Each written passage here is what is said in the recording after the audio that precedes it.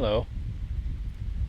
Welcome to another most beautiful chapter of The Stars Above. Thank you for joining me. So wonderful to have you here. As per the wind's request, we have made it to the Willows. The Willows is where a lot of the animal kingdom here comes to get some R&R, some rest and relaxation.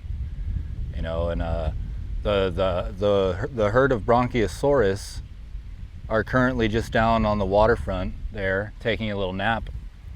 They're taking a little nappy poo. They graze behind me here in this grass field. Perhaps they will bless us with their presence. If they are done napping and wake up feeling like they need to snack. If they wake up feeling like they need to snack, perhaps they'll come this way, you know. We'll see. We'll see.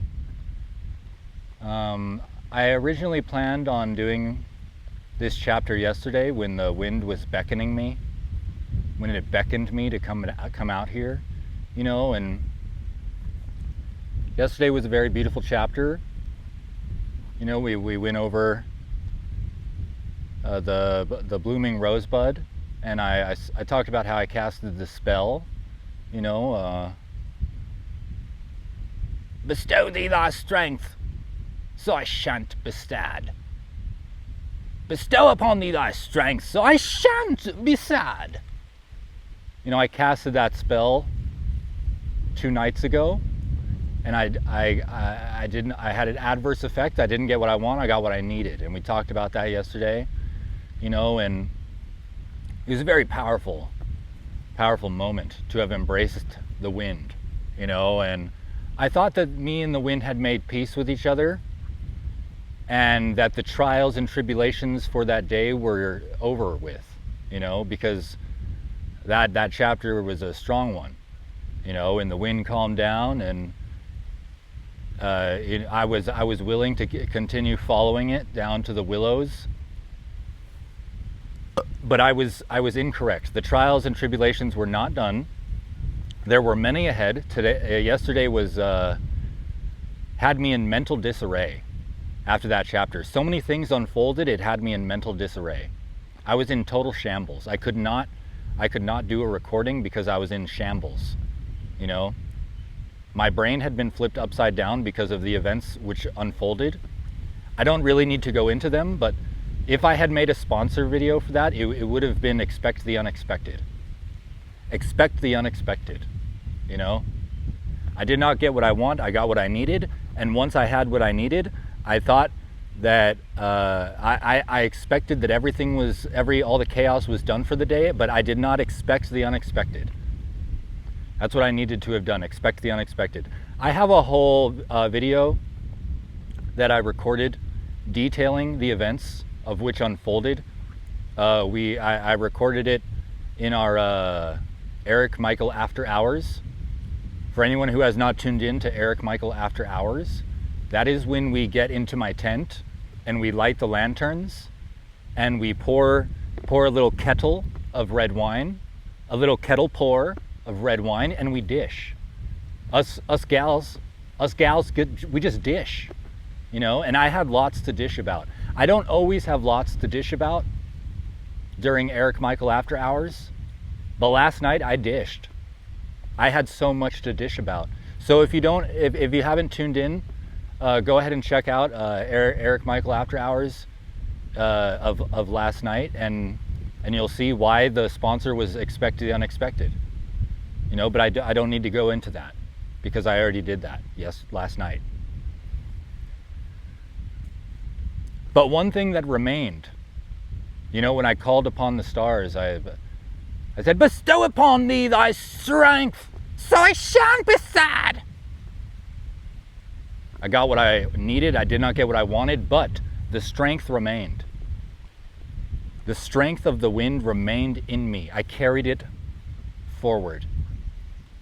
And while I did get quite irritated at the events to unfold yesterday, that strength resides within. It's still in this little heart. In my little heart, it resides. It burns. It burns with the strength of 1,000 suns, 10,000, 100,000 suns. It burns. That strength burns. So I shan't be sad. I shan't be sad. This is a difficult chapter to read. By no means is it easy. But I have the strength of 10,000 suns in my little heart, and I shan't be sad. You know, I shall carry the wind's strength through this chapter of the stars above. I suppose that brings us to today's sponsor. Today's sponsor is Look How Far We've Come. Today's sponsor, look at how far we've come. You know, I've been here about a month now on my little spiritual pilgrimage. You know, my little road to Santiago. And I feel like I've been here years, you know. It has been years since I got here. And I've cherished them. And look at how far we've come. Do you remember all the way back, chapter 1? Chapter 1's sponsor was facing your fear of words. Do you remember how silly of a fear that was? So silly. That little speed bump, that silly little speed bump. Facing your fear of words was chapter 1's sponsor. And I'm sure that there are people who tuned in. I have no idea who's watching these videos. I'm recording everything at once over the span of 30 days in this desert. So I do not know who the hell is going to be watching this. Even if only one person watches, I suppose that is good. Perhaps you have the strength of 10,000 suns in your heart. You know? But on the off chance that there were more than one people watching this, I'm sure that of those however many people, there were people who saw chapter 1 and they said, I'm not afraid of words. I'm not afraid of words. That's a silly speed bump fear to have. You know, I'm not afraid of words, so I'm going to watch this. And perhaps somewhere along the way you faced a fear that you did have. Maybe you faced a fear that you did not even know you had. Beats me. That's neither here nor there. I'm talking to the people who may have had a fear of words. If you came into chapter 1 and you said, this guy is not going to give me trigger warnings, he's not going to give me trigger warnings, well then I'm not going to give him a chance. But then I told you, if you have a fear of words, maybe you should watch this video. Maybe you should not venture back into the realm of Minecraft videos, Fortnite videos, whatever videos don't give you a fear of words. Perhaps you didn't venture back. Perhaps you gave it a chance and you faced your fear of words. And what happened? You overcame that fear. And then all of a sudden you were ready to challenge such bigger fears. Look at how far we've come. You know? That was just chapter 1. That was just the chapter 1 sponsor. Face your fear of words. There's so many others that we just overcame because look how far we've come. Uncomfortability.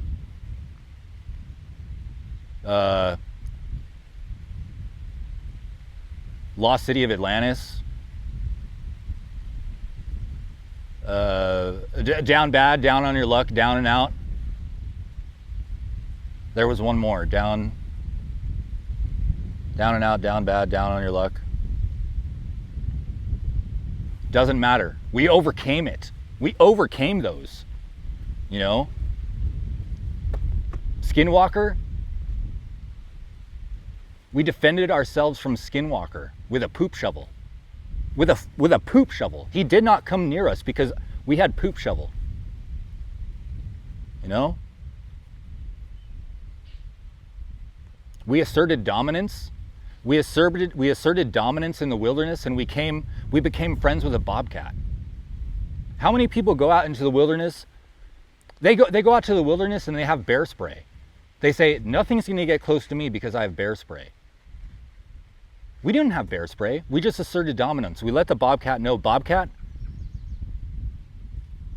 we're here to tell a beautiful story, and you're not going to stop us. And what happened? The bobcat sublet me out his cave because I asserted dominance. We have overcome so much. Look at how far we've come. We've overcome the placebo effect.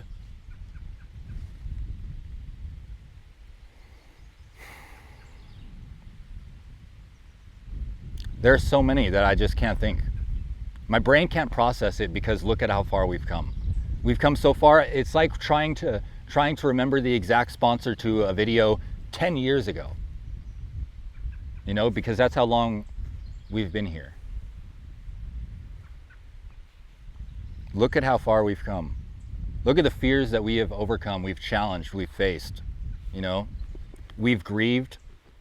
I'm sure there are people who have grieved the passing of loved ones. We have felt remorse, resent, regret, you know, sadness, hopefulness, joy, woefulness, happiness. We experienced contentment, you know. We appreciated the harmony of contentment. Look at how far we've come.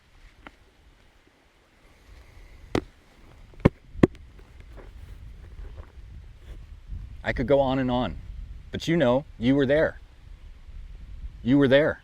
Whether you're one person or you're 5 people or you're 10 trillion people, doesn't matter, you were there. Look at how far we've come.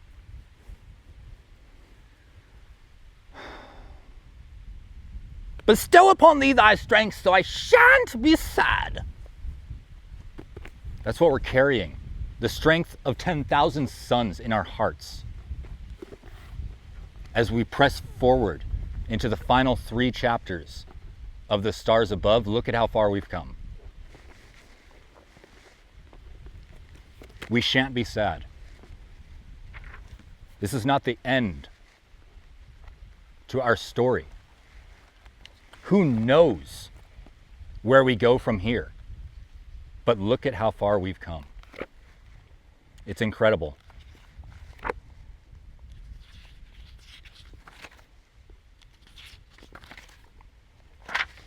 It's absolutely incredible.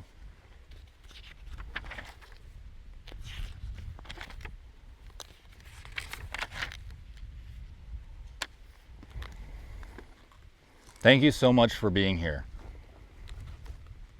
Truly.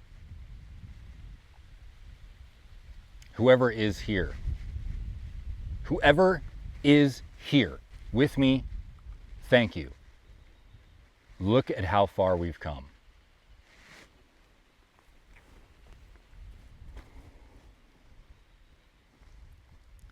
Chapter 31, The Heart Dagger.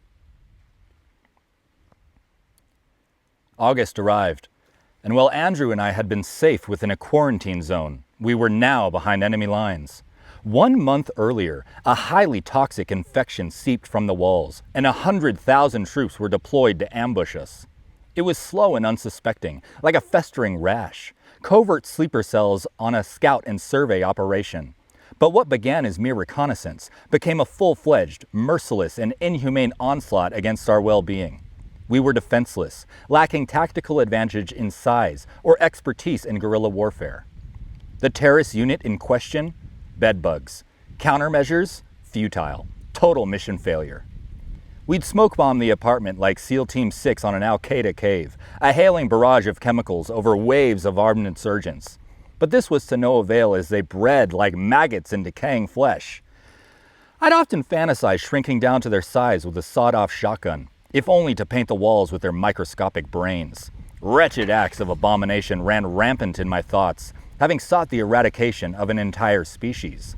We fought with resilience as helpless days turned to hopeless weeks, without a dent made in their defenses. Their armor was impenetrable, and their physiology immune to biological warfare. We'd raise a white flag in defeat, yet was shown no mercy. The foot soldiers multiplied, and the attacks intensified. The 4 horsemen of the apocalypse held dominion over our apartment, and a once humble sanctum became a violent battlefield of mind, body, and spirit.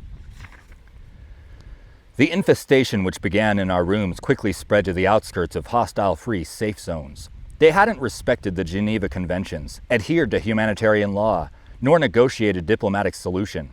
This war wasn't about political stance, religious ideology, or crude oil. Their victimization nation hungered for life's essence, our vital fluid.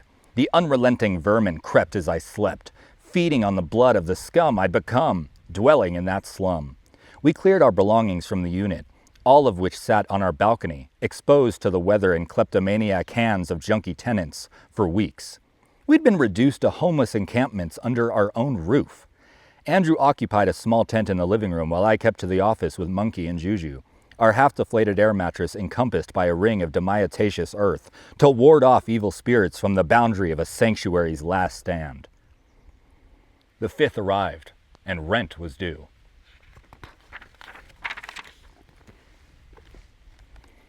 I was having a cigarette on the balcony while watching our landlord make collections, having known what was coming once that mean old Gargamel-looking idiot was done dicking around with Smurfette a unit over.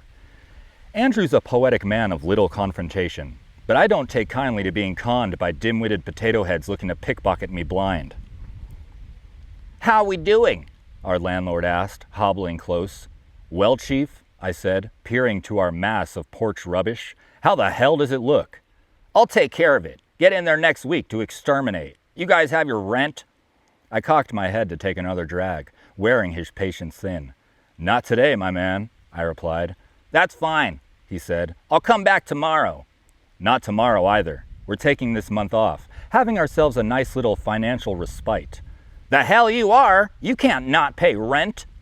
Steam shot from his ears like a fussy little caricature man. "Why, I oughta..." "Are you kidding?" I asked, pointing one hand to Furniture Island and the other towards our empty unit.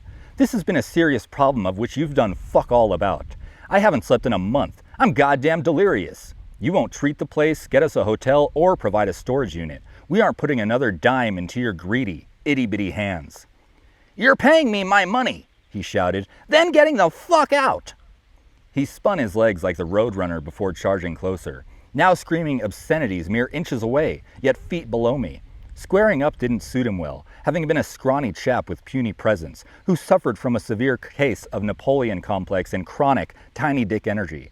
It felt like a cartoon as I pressed on his bald head at arm's length while he swung cute little haymakers into thin air like an egg beater. "Look, man," I said, trying not to laugh. "Think it's best you just simmer down, Slick." "You've got 2 weeks," he yelled, widening his stance, his toy index finger erect with a mind of its own. 2 fucking weeks, and you're history." He stormed off knowing he'd been had. The jig was up on that crooked con man.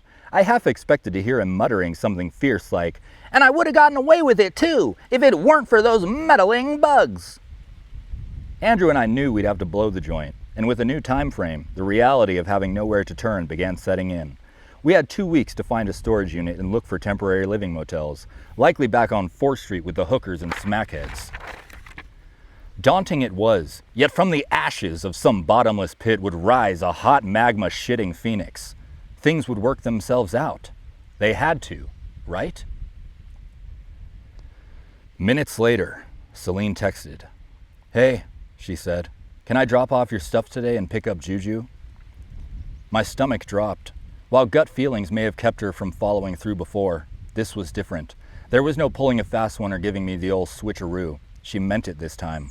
That sad moment I felt long approaching had finally arrived. I wrote back, "When you sent me this same message, Bird, now 4 months ago, I sat with Juju to begin writing what I've always wished to hand you, having spent every day and night at his side since, to share that story with him. I can't say how thankful I've been for the time you've allowed us to share. While a little fish, he's meant everything and more to me. I'm here now. Come whenever you'd like. We're getting evicted and have 2 weeks remaining. I don't know where I'll be going next, but the story I promised to hand you will be finished in time. I know that somewhere within you still believes, and while I wish you'd hold on to those trinkets, I understand. Thank you for watching over them as you have, for holding my mother's spirit. They were never in better hands, for they were always meant for yours." She didn't respond, and as the hours grew, so did their torment. For months I'd been in a state of limbo, having missed her dearly while understanding our distance and respecting her path while cherishing the thought that some part of her still held belief in us. Now I was grasping for straws while coming to terms emotionally, in preparation of that final goodbye. I brought pen to paper, having written what may be my last letter to her, only it wasn't from me, but Juju. I love the sun, but not too much. I like being where I can get a couple hours a day. Otherwise, the bowl will catch the light and hurt my eyes, and you'll find me with my head in the rocks. Nothing gets me going like a good dance party. Blast those jams and shake your booty with me. I'm on a strict diet. A sprinkle a day keeps the vet at bay. Too much food and I won't be able to dance well, and then you'll find me swimming lopsided. I'm not your average fish. I'm very special and need to be played with. When you come home, I'm waiting for you to give me my kiss. I enjoy stories before bed, so don't forget to tell me all about your day. I love you, and I am always listening. I stood for hours on the balcony, dreading the sight of her car. Every passing minute brought flashes of relief and hope she'd changed her mind, just once more. It was conflicting. For while all seemed bleak, hope remained, a belief that no matter what may come, events to unfold or heartache to feel on the path ahead, it will have been with reason and walked with purpose. As the sun began its picturesque descent, the gravel below me crunched in a way only an uncoordinated dork would stumble about. It was time to face the music. Celine met my eyes halfway up the stairs, and that anxious demeanor began to shift as an intuitive calm washed over. As it always had, her gaze left me humbled. Even with sorrow lurking in the shadows, I felt at peace. Acceptance was found, having surrendered to life's course at long last. In one hand, she carried my mother's trinkets, and in the other, an envelope. "These are the cards I was able to find," she said. "Whatever isn't in there, I'll get rid of on my own." "Thank you," I said, handing over Juju's letter. "This is for you." "I don't want it," she replied. "It's not what you—" "Doesn't matter what it is," she said, cutting me off. "I don't want it." I put Juju's letter into the envelope and sealed it shut. Since that day, I've never reopened it, nor even know what cards were returned. They're for Celine, for her eyes, and shall remain so. I brought Juju's bowl outside and gave him one last kiss against the glass, to which he'd blow one back as bubbles rose to the surface. It was a rather emotional moment for a split-custody betta fish to endure. We'd been inseparable for the last 8 months, but he belonged with his mother. "I cleaned it today," I said, "and told him you were bringing him home. He's been swimming laps in excitement all afternoon. He's missed you so much, Bird." "Makes no difference," she said. "I'll be getting him a new bowl. I don't want your presence lingering over anything of mine anymore." That stung to hear, as if implying I'd been some wicked force in her life, but whatever was needed to be done or said to make peace with herself, I'd support. There'd been a fiery, cutthroat look in her eyes as she stood silently for some time. There were feelings left to voice and finally get off her chest. I respected that, having given her the space needed to do so. "A new chapter is beginning for me," she said, "and I must end this one. Your presence is too overwhelming, too draining, and I can't have you in my life any longer."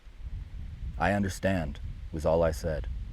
I was ready to bear those words and carry that weight, having wished to speak very little. This was Celine's time, a moment of empowerment to both own and embrace for herself. It was curious to hear, however, considering in that period of 4 months since last seeing her, the only times we'd speak was when she'd reach out for support, and in every instance, encouragement was provided while expressing belief in her growth and path.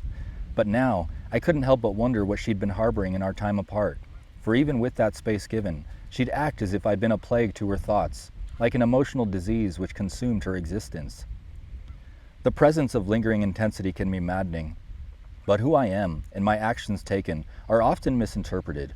Celine had in fact seen me, every bit of truth and underlying fear, and I think that's what frightened her most. She believed I'd caused her pain, but I did no more than reflect what she kept hidden within herself. It's much easier to project and lay blame than it is to confront that which has been neglected. I understood the fear she held in our connection, having felt it all the same. Just as she had for me, I held the same mirror up to her. Perhaps in battling with self-frustration, it fed a belief which became her prison, the very same I'd spent my entire life within, until Celine's love, one kept hidden from herself, had forged the key. And now, having spread her wings, she'd seek to forge her own. You turned me into two different people, Icarus, she said. But you don't know me, my life, how it feels, or see me. Celine was right, to an extent, having refused to acknowledge being torn between lives. After that night, I walked away from her at the club, where our deepest-seated fear arose for us to face. In ways, we'd both split in two. I became a man holding the hand of a boy, and a boy holding the hand of a man, separate entities which fought to understand each other. I believe the same occurred with the child in her. She'd been Celine, the capricious, punk rock misfit longing for normalcy. But she was also Celine Hawk, the broken-hearted orphan trying desperately to outrun her past in search of spiritual prosperity. There was a dominant part of her which fought to understand the magic of our connections, yet much like myself, made any attempt to flee how she felt in favor of avoidance.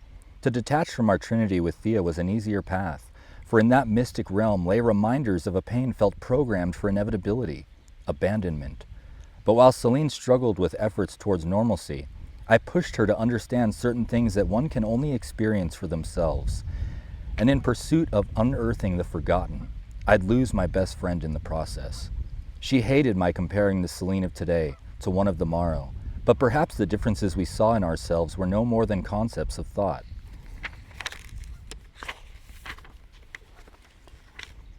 To know oneself is much easier than we tend to think, for it's simply existing in a state of awareness beyond those conceptual identifiers. It's sad that many people never come to truly meet themselves, for they're afraid of the encounter, while finding those who have intimidating to be around. There aren't many things more alluring than insatiable curiosity, and we carry the greatest of mysteries. The infinite dimensions and cosmic depth to our existence is enough to keep busy for lifetimes, let alone one. The cycle of experience and growth is ongoing evermore. I've realized it ludicrous to attempt expressing who Celine was, is, or will be, for how I felt to see her remains sublime and indescribable. We cannot portray the details of a fish who lives in the Mariana Trench while standing atop a boat, nor can we depict the beauty of a star from trillions of miles away. They, like us, are too deep, expansive, and beyond measure, yet we do hold the capacity to sense and feel them as we do ourselves. Thoughts, ideas, and words are concepts of which we fixate to create out of needless expression. Just as I'm not a writer, but the awareness of a man who seeks meaning in the madness of his writing. Now, does that awareness question whether any of it makes sense or matters? I haven't a clue, but it has undoubtedly left the man in a perpetual state of absurdity. I'm but a simple fool who asks one thing of himself, to accept all that makes me, me, nothing more, nothing less. As stated from the start, regardless of who she may be, in finding Celine while meeting the eyes of celestial body, I'd both seen and found the infiniteness of myself.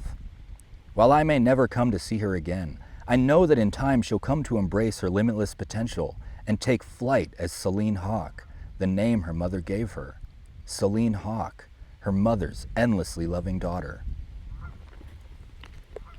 Pain is growth, Bird, I said, swatting at my head, being under the suspiciously timed attack of a hornet. Just as comfortability is ignorance. You may believe yourself to be a person I could never understand, but that'll never mean you didn't show and give me the entire world. Goddamn, son of a bitch! I hope you know just how special you are.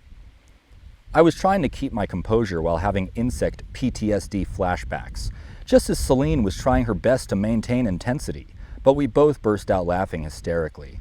No matter our differences, struggles faced, or emotional waves felt, we'd never been able to take ourselves too seriously together.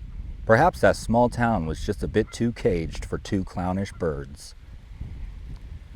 Everyone says I'm special, she said, reverting to a stern tone. It means nothing. And they'll continue to, I said, but not all will understand why. You know, sometimes our world reaches far into the cosmos, and from starlight a creature is born upon these sacred grounds, one who can help ease its pain and show it the love that's been forgotten. You are that creature, Celine, and the magic you seek is only discovered in the places you're avoiding. Every answer sought and tool required rests within the beauty of your soul.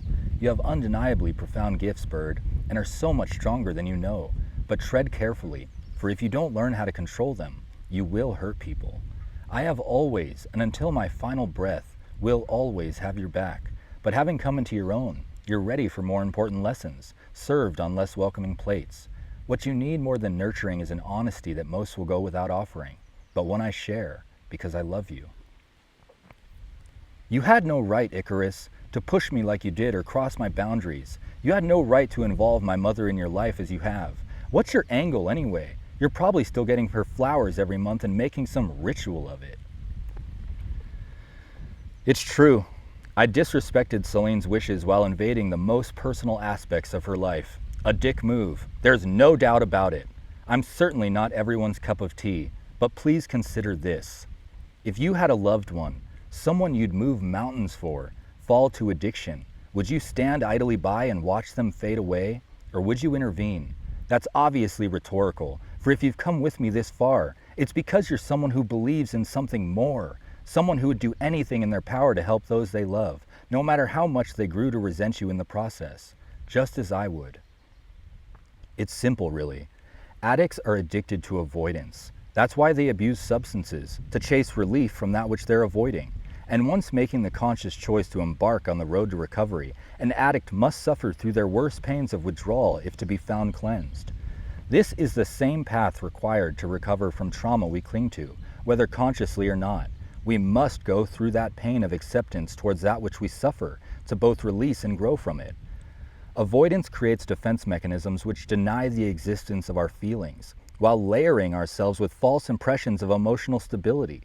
This causes us to manifest self-destructive tendencies as the suppression of emotions spreads like rot in our being. Healing is painful, but acceptance is the first liberating step to bring about love and forgiveness. In turning to face that which we flee, a world is discovered in which to be free. At each turn and in every way stated, Celine was right. I pushed her while reopening wounds she could heal, not patch, and reminded her of a mother she sought to repress, for no other stupid asshole would be so goddamn stupid. I was willing to jeopardize every aspect of our relationship, if only to help instill a belief in herself. I hadn't respected her boundaries because she was strong enough to exceed them, strong enough to tear down the walls she'd built to tower around her, strong enough to find herself free and capable of love. I sought to unearth just enough of Celine's soil to reveal the root cause of her own suffering, a painful experience it may have been, but a pain to end all pains. While she may hold resentment towards me, tipping the scale of growth in her favor was a fair trade, being more than worth its weight in gold. And I was still getting those flowers for her mother, for I never needed to have known Kimmy Lee, to have cherished her presence in the daughter before me. Aside from Juju and Monkey, they were the only belongings kept in our infested apartment, hung safely on the wall. While withered, in moments the world appeared a darker shade, they remained lively, radiant, and beautiful, a reminder of the life they continue honoring today. If it takes intervention to embark on the road to recovery, then I'd call every single one of those roses divine. I think if there was an angle, Bird, I said, smiling, it would be obtuse. Get it? You're ridiculous, she chuckled. Certainly, but do remember that goofiness is needed when seriousness is felt 2 times too great. I only ever tried my best, and I suppose at times I've felt the worst. I'm sorry, the truth can hurt, but perhaps in time it'll bring you closer to understanding the pain still held onto for your mother, and strengthen the bond of which you share with Thea, your mother in waiting. My relationship with Thea has nothing at all to do with you, Icarus. You're absolutely right, but just know that regardless of our experiences, the truest lessons both Thea and I came to face and overcome in our lives ultimately came from you. There will come a day where this story is told, and I hope that when that time arrives, you'll have come to understand why. My promises will be kept, always. I don't care, she said with temper flaring. I'll never read it, and don't even remember what those promises were anyways. Silly bird, I smiled. Not all were made to you, but I'll keep them nonetheless. And whether it's read or not, our tale will live on forever. I couldn't help but think back to when Celine said she'd wished I hadn't gotten between her and Thea on that cataclysmic day, that she'd wanted Thea to yell at her, for it would have made things easier. It left me wondering whether a part of Celine had desired my retaliation in this moment just as well, if only to make things easier. In doing so, It'd certainly solidify my being the intrusive force made out as in her mind. To paint me like those who'd hurt her in the past would have brought a sense of relief, lending reassurance to the fact that I alone had caused her pain, and not the underlying truths still buried within traumatic wounds. I kept defenseless, having understood. I was the dragon standing in the way of her own hero's journey, the one she needed to slay. Nevertheless, something often overlooked in fairy tales is that the dragon's defeat can symbolize a catalyst just as powerful as the hero's triumphant will, a purpose in providing that challenge, fueling that fire, and encouraging that growth of boundless self-discovery. I know this, for I've lived that tale, faced that foe, and have witnessed that dragon's sacrifice. Celine's face grew red, and I could see the allegorical dagger resting in her hand. I wondered, just how long had she been sharpening it, holding it, and wishing to use it in attempts to alleviate her own pain? What I didn't need to ponder upon was what it would feel like if she had, for I'd once held that same blade while seeking to use it on another. I wouldn't drift into the past, nor fade into memory. It wasn't something that could ever be forgotten, for a part of me was still there, 11 years prior, preparing me for this very moment, when I'd expose my heart freely to the dagger of she destined to wield it, out of love.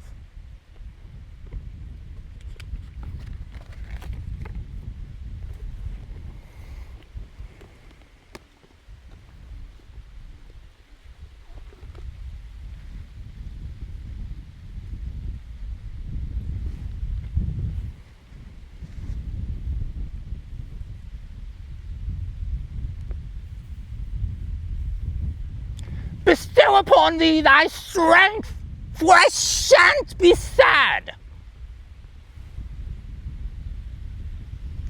Look at how far we've come.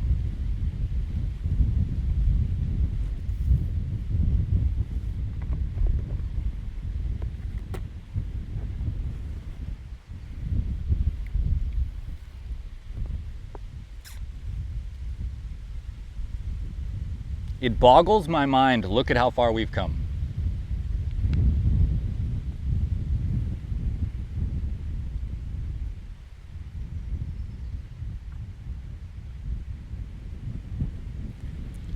When I stand up, I will show you the herd of Bronchiosaurus. They are still napping.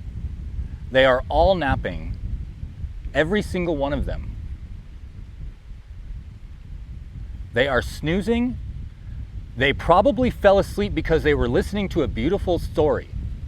It was so soothing to them that they fell asleep. There is usually always one Bronchiosaurus that is standing up, guarding the rest. They keep an eye out. There is not even one standing. They are all snoozing. I will show you. I have to do this quietly.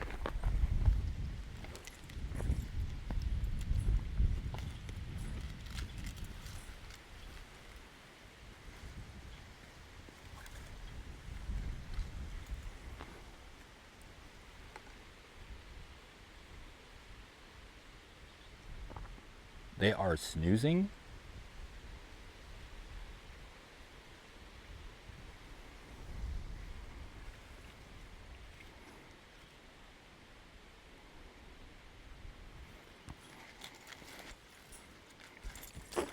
Yeah, anyway.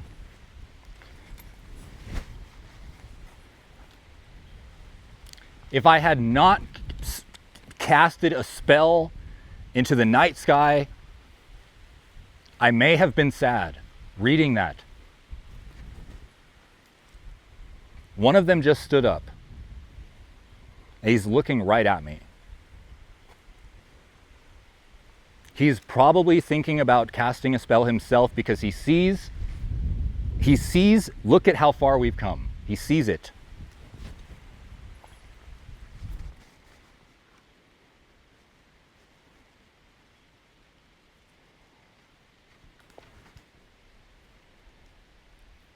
We are almost there.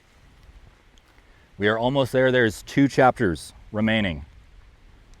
And I'm excited. I'm excited even though the next chapter is very sad. The next chapter is a very sad chapter, but there is beauty in sadness. There is magic in tragedy.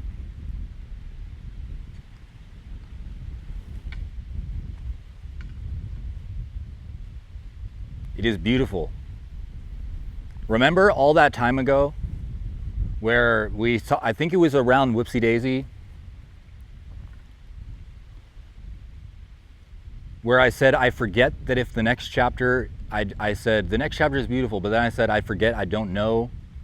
And then I said, Whoopsie Daisy. And then the following chapter, I said, fuck it, let's just call all the chapters magical.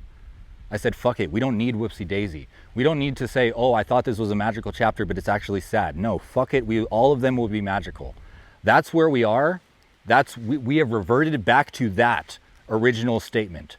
Every chapter is magical. It doesn't matter if they are sad. It doesn't matter if they are tragic, violent, hopeless, down and out, down in the dumps. It doesn't matter. They are all fucking magical. That's what we're sticking with. There is 2 chapters remaining. Thank you so much for joining me. This has been quite exciting. And while there's only 2 chapters remaining, who knows what is coming after? Who knows what is coming after? For all I know, I could go out tonight and I could cast another spell, and then who knows? Who knows? I certainly probably won't get what I want. I'll get what I need, but who knows what that will be?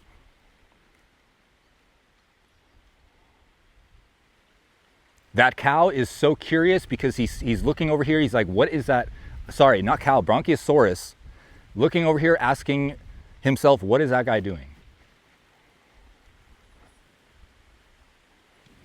Doesn't matter. I have to go back that way anyway. And I have to go back from whence I came. I'm going to try to take the long route so that I don't disturb nap time. Because I know that if I get too close, they will all stand up and they will no longer be napping. I do not want to disturb the Bronchiosaurus' dreams. I will take the long way. I will take the long way. I do not want to disturb their dream state. Enjoy your nap. I'm going to go back to camp and maybe nap also, but it's hot, so we'll see. Thank you so much for joining me. I really appreciate it. Come on back next time for another chapter of The Stars Above.